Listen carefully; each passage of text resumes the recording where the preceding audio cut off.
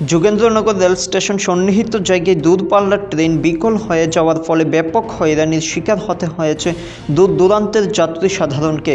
ঘটনার বিস্তারিত বিবরণে জানা যায়, আনুমানিক সকাল 6টা থেকে 6:30টার মধ্যে সংশ্লিষ্ট ট্রেনটি আটকে পড়ে।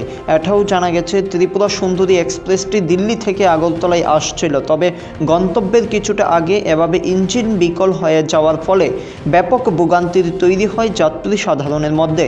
যদিও পরবর্তী সময়ে খবর নিয়ে জানা গেছে, ঘণ্টা 4 পর কোনোভাবে ইঞ্জিন সারাই করা হয়েছে, যদিও এর আগেই যাত্রীরা নিজেদের মতো করে গন্তব্যে যাওয়ার জন্য যোগেন্দ্রনগর থেকে পাড়ি দেয়। অন্যদিকে যাত্রী সাধারণেরা কি বলছে এই বিষয় নিয়ে শুনবো একটু। এটা যাওয়ার কথা ছিল, তো এখানে আটকালো আর যাচ্ছে না, কোথাও যাচ্ছে না, এখানেই বসে রয়েছে, অপেক্ষা করছি। এখন হবে তখন হবে। কোথায় থেকে এসেছেন আপনারা?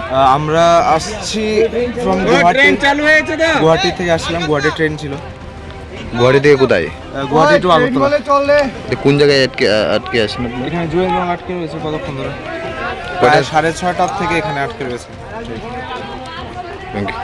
এই ট্রেনটি বিকল হয়ে পড়ায় রাস্তার মধ্যে আটকে থাকায় বিভিন্ন ট্রেন আগরতলা থেকে বেরিয়ে বা ধর্মনগর দিক থেকে আসার পথে অনেকটাই বিলম্ব হয় এবং সময়ের থেকে অনেক দেরিতে সেই ট্রেনগুলি ছেড়েছে, যার ফলে স্টেশনে থাকা যাত্রীদের মধ্যেও চরম দুর্ভোগ পোহাতে হচ্ছে বলে জানা যায়।